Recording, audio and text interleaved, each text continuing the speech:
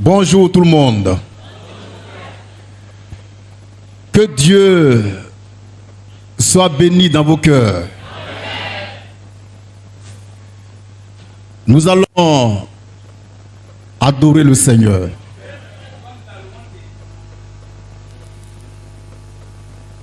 Tête baissée. La pensée sur Christ.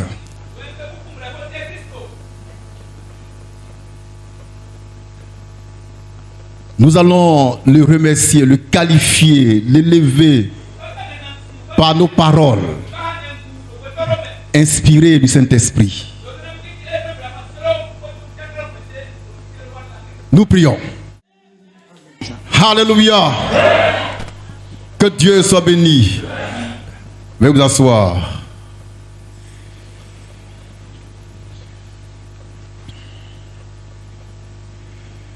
Nous sommes ici ce matin pour la gloire de Jésus.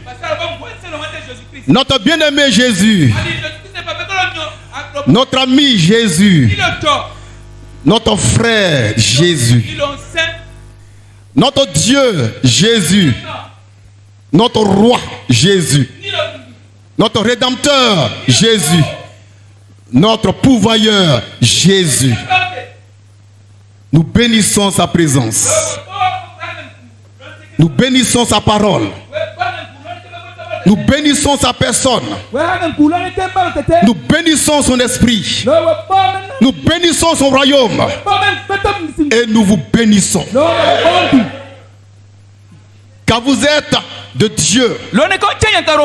En vous se trouve la joie de Dieu, la paix de Dieu, l'amour de Dieu, sa bénédiction, son immortalité, sa pureté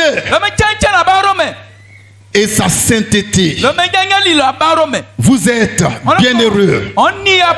Vous êtes des béatitudes. Car Dieu vous connaît et vous le connaissez. Dieu vous voit et vous le voyez. Amen. C'est ici la manne fraîche. La parole de Dieu qui corrige la Bible, qui sanctifie la Bible, qui purifie la Bible. Oh, papas et mamans, nous sommes ici ce matin parce que nous voulons célébrer Jésus, notre époux céleste, qui est en train de venir, mais qui n'est pas encore là. Jésus a envoyé sur terre un messager en Odyssée. Ce messager a travaillé, il a œuvré, et puis il a gagné une épouse pour Christ. L'épouse ivoirienne, l'épouse de l'agneau qui l'a commis immolé. Nous sommes son épouse. Jésus a une épouse. Jésus a une épouse. Jésus a une épouse. Nous sommes son épouse. L'épouse de Christ. L'épouse de l'agneau immolé. Et l'épouse de l'agneau qui est là comme immolé. L'amour qu'il y a entre Jésus et nous est vivant et éternel. Et rien ne peut briser ça. Aucun péché, aucune puissance, aucun homme, aucune créature ne peut nous séparer de l'amour de Dieu manifesté en Jésus. Notre amour c'est Jésus. Notre Dieu c'est Jésus. Notre joie c'est Jésus. Notre vie c'est Jésus. Notre avenir c'est Jésus. Notre passé c'est Jésus. Notre présent c'est Jésus. Notre futur c'est Jésus. Alléluia. Quand quelqu'un a un homme qui s'appelle Jésus, il peut dormir tranquille. Quand quelqu'un a un Dieu qui s'appelle Jésus, il peut dormir tranquille. Parce que rien ne peut l'influencer. Rien ne peut le détruire. Ce quelqu'un-là, cet homme-là, il devient immortel, incorruptible. Et Dieu dit, il est 3 fois saint. Car Dieu lui-même est infiniment saint. Dieu n'est pas 3 fois saint, mais Dieu est infiniment saint. C'est nous les hommes qui sommes 3 fois saints. Et je le déclare. Je le déclare par la main fraîche. Moi, je suis 3 fois saint. Mais Jésus-Christ, le Dieu vivant, est infiniment saint. Alléluia. Quelle heure est-il? Amen. Papas et maman, c'est ici l'Odyssée amoureuse.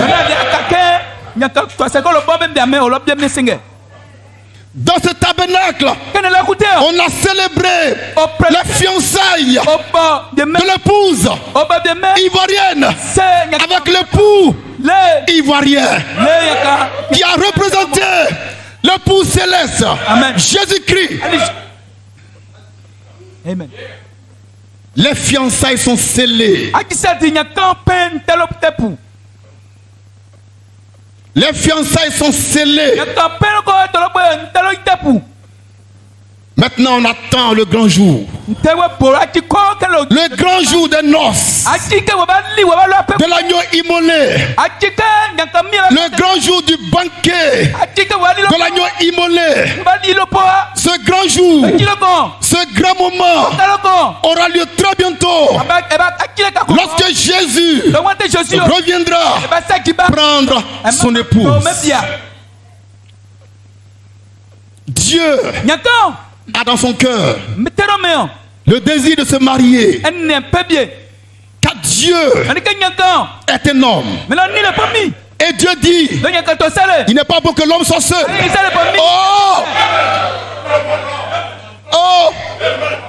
Oh, Dieu lui-même est un homme. Par conséquent, il n'est pas bon que Dieu, qu'un homme soit seul. Oh, la manne fraîche, quand elle se déploie, ça réjouit le cœur des aigles. Ça fortifie les aigles. Ça éclaire les aigles.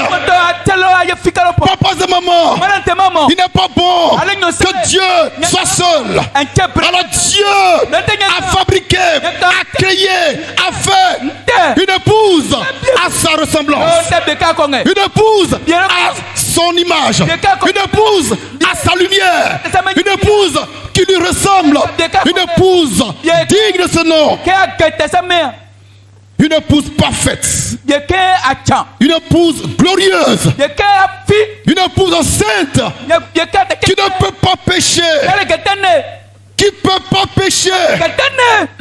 Et qui ne péchera jamais. Les démons de l'enfer, le diable lui-même, ne pourront jamais séduire l'épouse de l'agneau immolé. Jamais. Nous sommes sauvés pour toujours. Nous sommes sauvés pour toujours. Notre salut est garanti par l'excellence du sang de Jésus.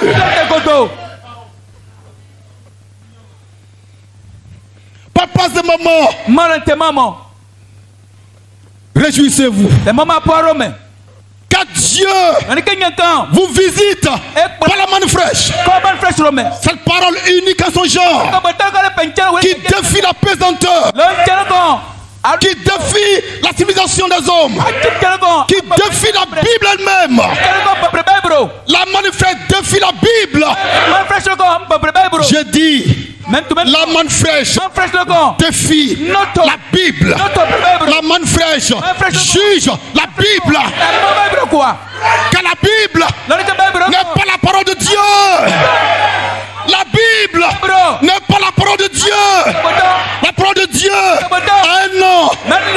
homme masculin. Un homme masculin.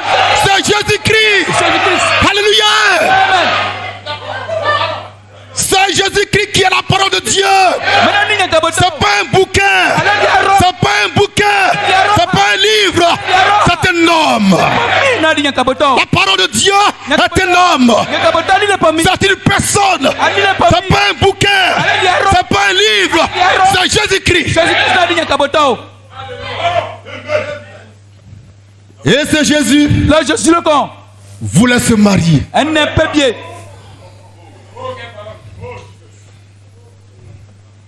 Et Jésus a envoyé des messages sur terre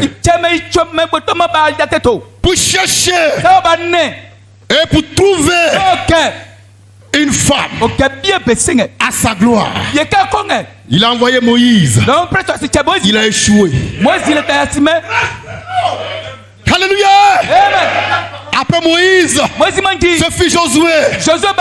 Il a arrêté le soleil et la lune, mais il n'a pas pu trouver l'épouse que Dieu cherchait.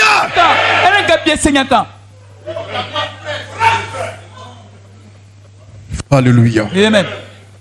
Après Josué, il est tombé sur Samuel, le prophète. Élie de Tishbite. Il a été enlevé, mais il n'a pas pu trouver l'épouse du Seigneur. Pendant et à travers les âges, Dieu cherchait sa propre côte, sa propre femme, sa propre épouse, à travers le prophète qu'il a envoyé. Mais Dieu dit, dans les derniers temps, je n'enverrai pas de prophète, mais je viendrai moi-même. Alléluia. Moi Dieu, je viendrai moi-même sur la terre pour chercher ce qui est perdu. L'épouse de Dieu.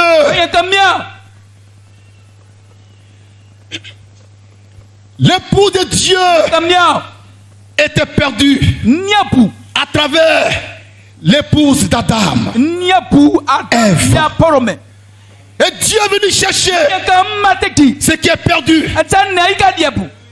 Sur terre, Dieu est venu sur terre pour chercher ce qui est perdu. Ça veut dire quoi? Que ce qui est perdu n'était pas au ciel, c'était sur terre. Et Dieu, qui est esprit, pour chercher et trouver ce qui est perdu, est devenu un homme. Et ce Dieu, devenu un homme, aussi était perdu. Oh! Alléluia! Alléluia! Alléluia! Alléluia! Amen. Amen. C'est ici la manne fraîche, la parole prophétique. Amen. Qui perfectionne les saints. Amen. Amen. Dieu est venu pour chercher sa côte qui était perdue. Et lui-même Dieu, il a été crucifié. Il a échoué là. Il n'a pas pu trouver sa côte. Étant dans son corps de chair, Dieu échoua en Jésus-Christ de Nazareth. Oh, un jour,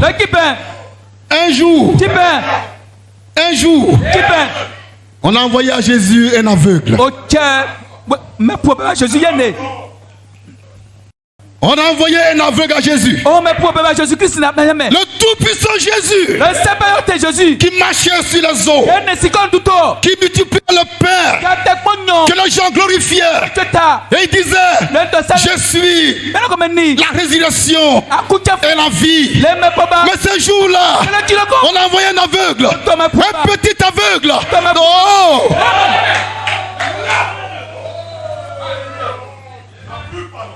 Papas et mamans, nous vous prêchons la parole de Dieu. On a envoyé à Jésus, le même Jésus qui n'a pas changé, un petit aveugle. Et ce jour-là, Jésus, pour la première fois, a échoué.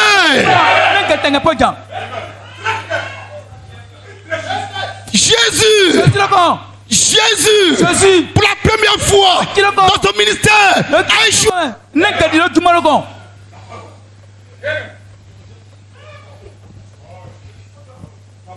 Quelle heure est-il?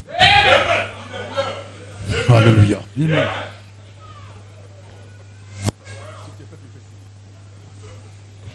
Je reprends pour toi, car tu es un aigle et tu voles de la hauteur et tu comprends les choses de Dieu.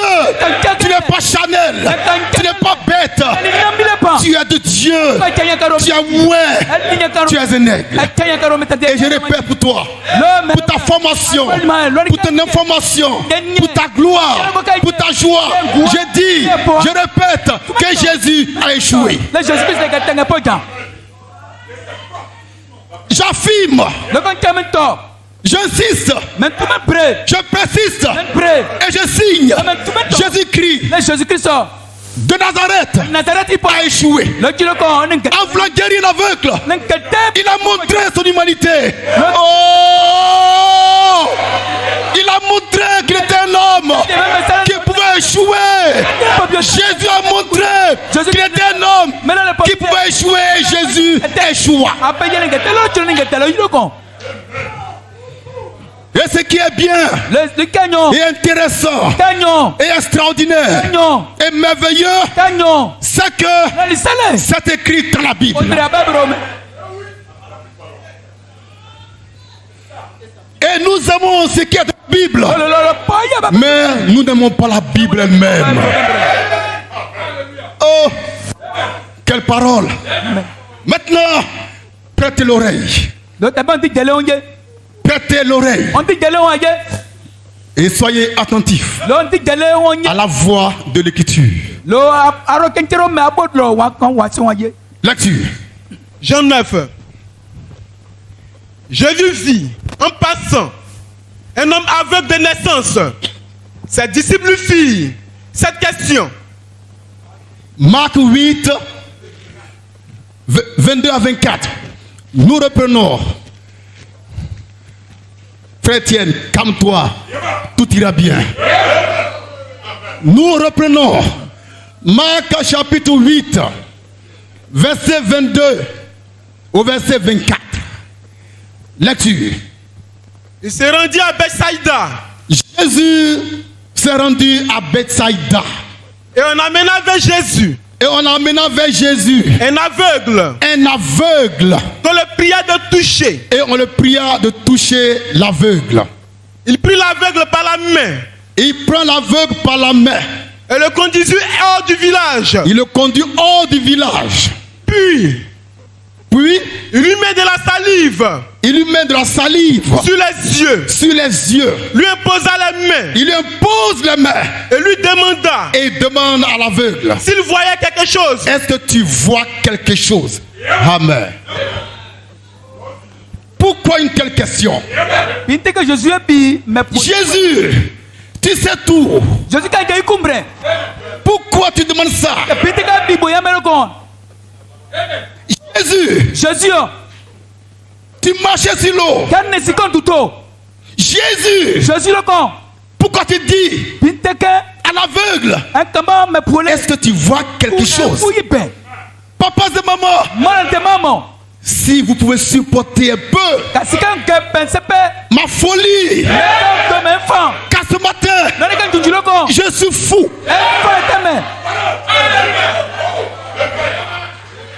Je suis fou. Et je parle par ma folie. Et je dis que Jésus, en disant à l'aveugle, est-ce que tu vois quelque chose? Il doutait de lui. Jésus doutait de lui.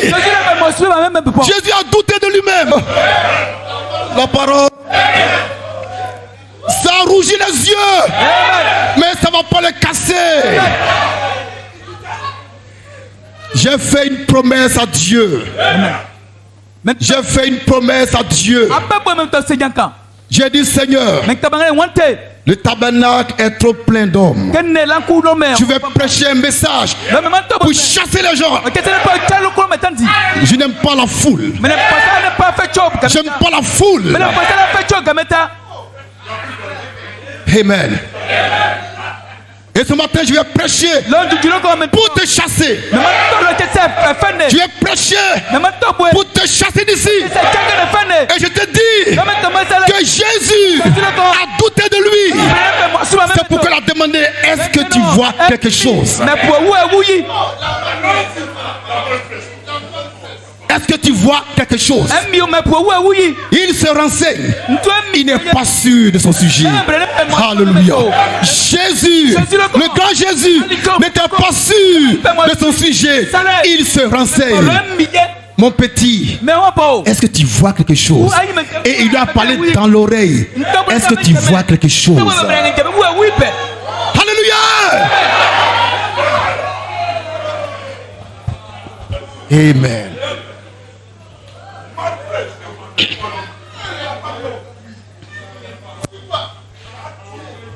Et l'aveugle a répondu à Jésus en toute sincérité, sans se laisser impressionner par quoi que ce soit.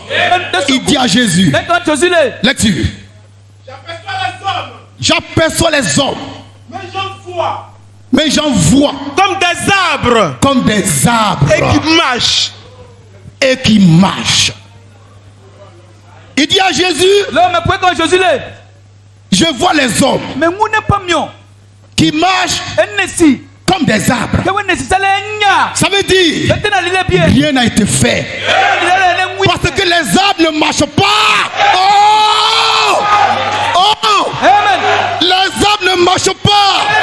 Jésus, je ne vois pas clair. Jésus, tu as échoué.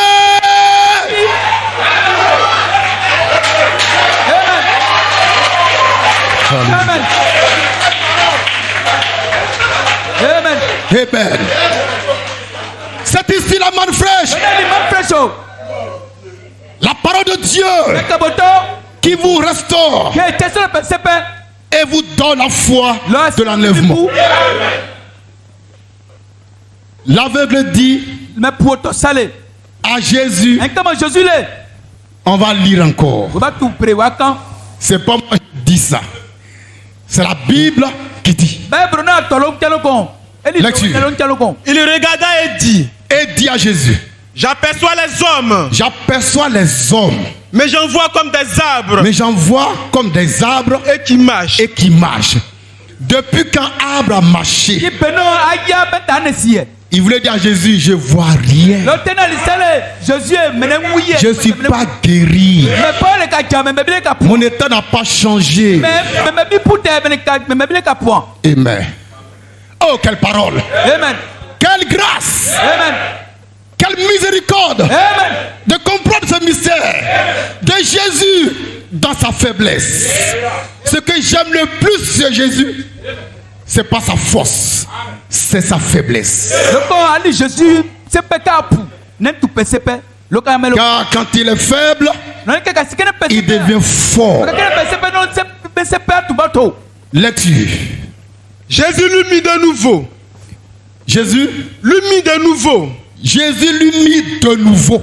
Les mains sur les yeux. Les mains sur les yeux. Et quand l'aveugle regarda fixement, oui, il fut guéri. Il fut guéri. Et vit tout distinctement. Et il voyait tout distinctement. Ça veut dire qu'en termes clairs, c'est pas pour te scandaliser. Je te dis la vérité. Et si en toi, il y a l'amour de la vérité, pour être sauvé, tu vas croire en ce que je dis. La première fois, la première tentative de Jésus a été un échec. Sa première tentative a été un échec. Donc Jésus, pour la première fois, va reprendre. Priez encore pour quelqu'un. C'est la première fois que ça arrive.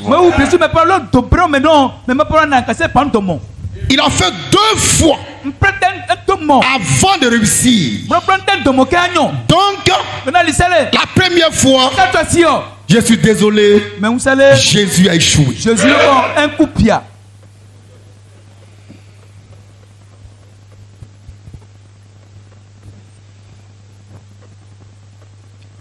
La première fois, il prend l'aveugle. Il met sa salive sur les yeux de l'aveugle. Et il lui impose les mains. Mais ça n'a pas marché. Jésus reprend encore.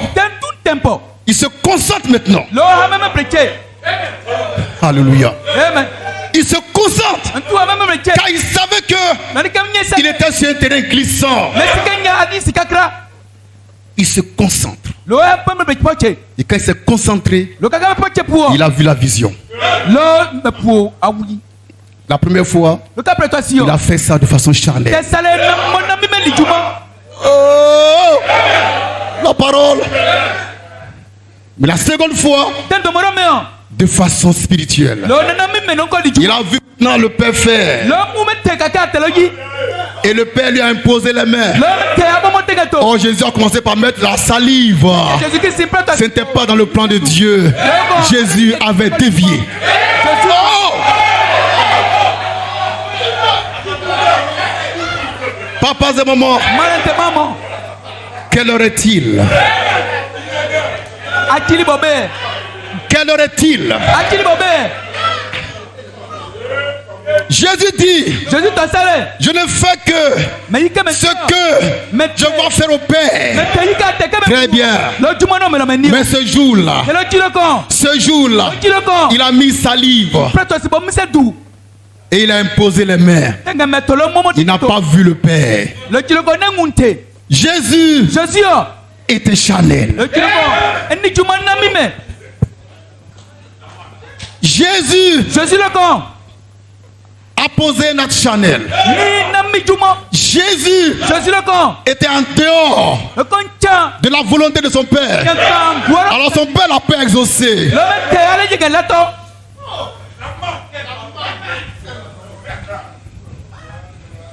Et quand Jésus s'est concentré, alors il a vu le Père imposer les mains à l'aveugle. Et quand il a répété ce geste, l'aveugle a été guéri. Papas et mamans, quelle heure est-il?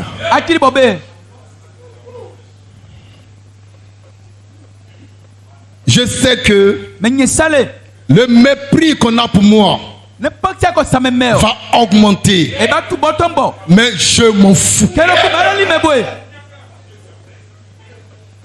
Je sais que les chrétiens vont me haïr plus encore. Mais je m'en fous. C'est pas eux qui m'ont envoyé prêcher. Je suis par leur service.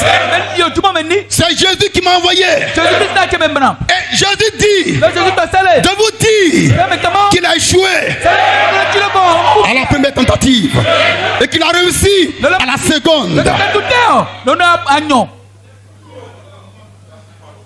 Et tout ça parce que Dieu voulait une épouse. Le chemin de la conquête de l'épouse est rocailleux. C'est l'Odyssée. Un voyage périlleux avec beaucoup de surprises, plus ou moins désagréables. Les péripéties, les dangers, les écueils, les épines. Mais au bout du chemin rocailleux, c'est toute la gloire. Alléluia. Et Jésus a fini par avoir la victoire. Alors si Jésus lui-même a échoué une fois et qu'il a recommencé, pourquoi pas toi? Pourquoi ne pas recommencer? Même si tu dois recommencer 1000 fois, recommence 1000 fois. Il ne faut jamais se décourager. Amen. Un jour, Jésus avait faim. Jésus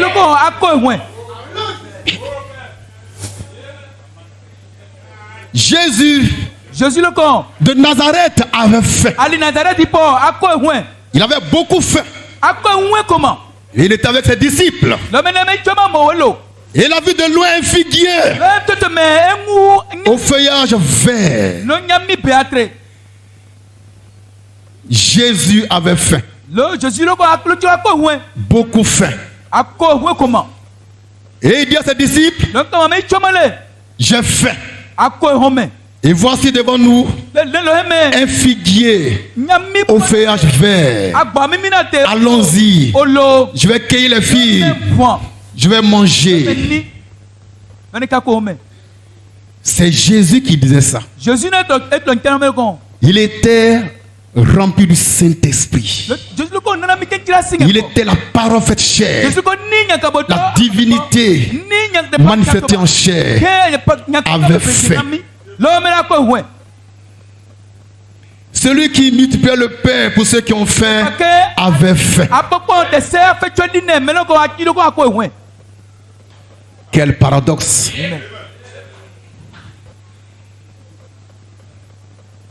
Et il va vers le figuier.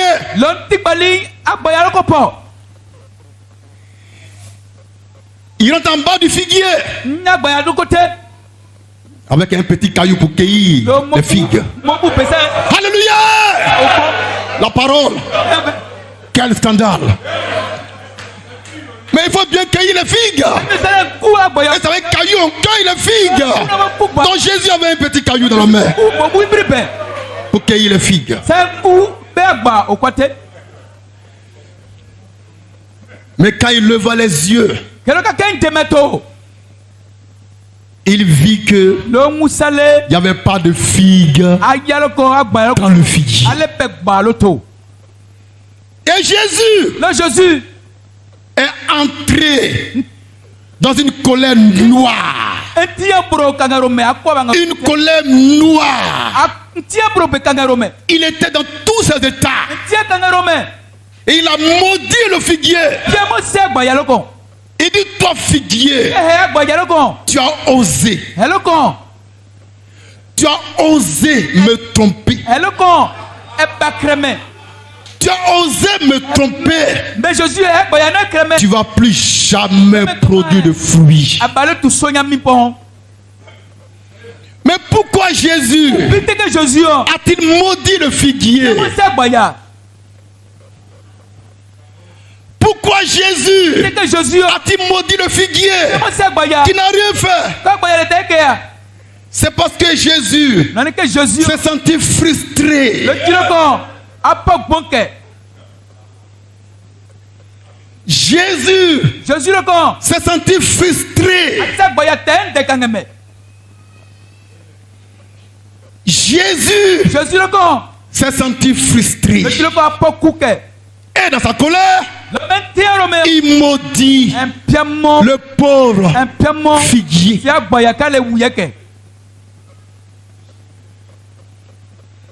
Ce jour-là, papa et maman, je suis désolé. Jésus s'est trompé.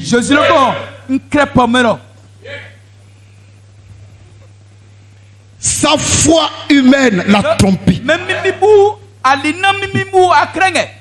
Sa foi naturelle l'a trompé. Mais avant de maudire le figuier, il y avait la foi surnaturelle. Jésus s'est trompé. Jésus était frustré. Et il a maudit le figuier. Ce Jésus-là, devant l'aveugle, il a fait 2 fois avant de réussir. La première fois, ce fut un échec. Tu peux dire ça comme tu veux. Hein. Pour moi, là, c'est un échec.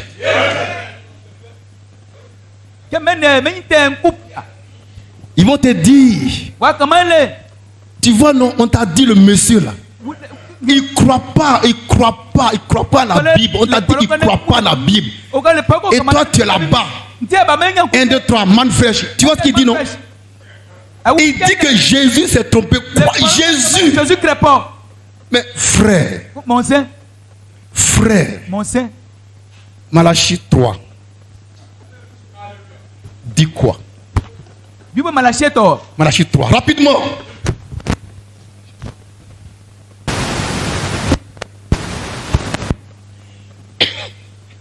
Verset 8, dit quoi? Un homme trompe-t-il Dieu? Reprends un peu plus haut. Verset 6. Car je suis l'Éternel. Oui. Je ne change pas. Oui. Et vous? Oui. Enfants de Jacob. Oui. Vous n'avez pas été consumés. Oui. Depuis le temps de vos pères. Oui. Vous vous êtes écartés de mes ordonnances. Oui.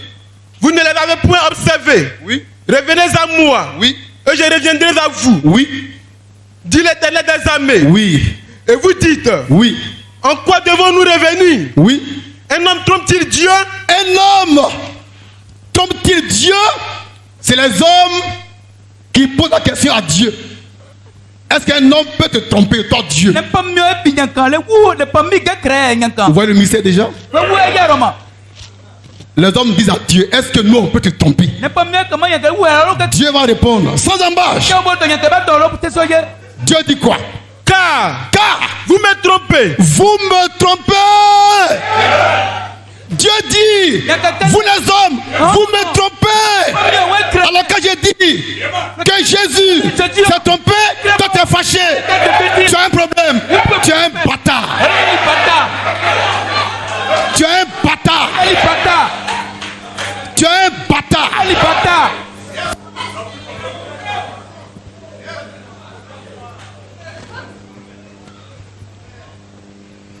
Dieu dit aux hommes, vous me trompez. Vous me trompez. Et c'est écrit dans vos Bibles. Alors si les hommes ont pu tromper le grand Dieu, c'est pas ce petit Jésus là. Alléluia. Alléluia. Amen. Amen. Amen. Vous me trompez. Dieu dit vous me trompez. Et je dis Jésus s'est trompé. Et toi tu es fâché. Et tu es en colère contre moi. Tu perds ton temps.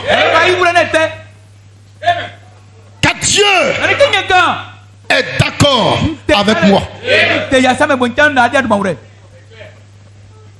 Alléluia. Que Dieu soit béni. Quelle heure est-il?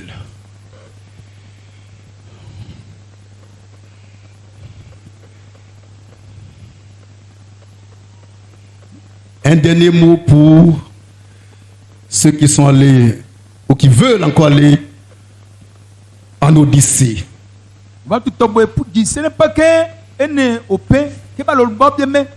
Le réveil est toujours en cours. Jusqu'au 31 décembre 2019.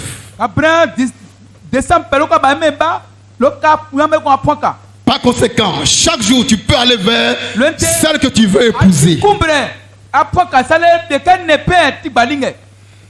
Pour le déclarer de façon officielle, sincère, que tu l'aimes et que tu souhaiterais vivre avec elle jusque dans l'éternité. Ne cherche pas une femme pour être la mère de tes enfants. Non, monsieur. Cherche une épouse.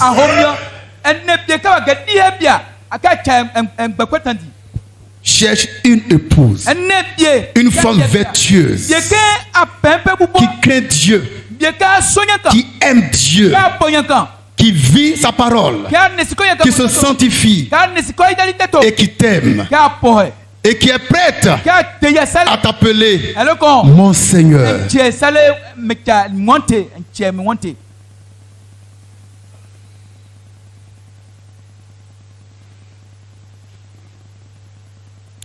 Quel est ce silence qui parcourt le tabernacle?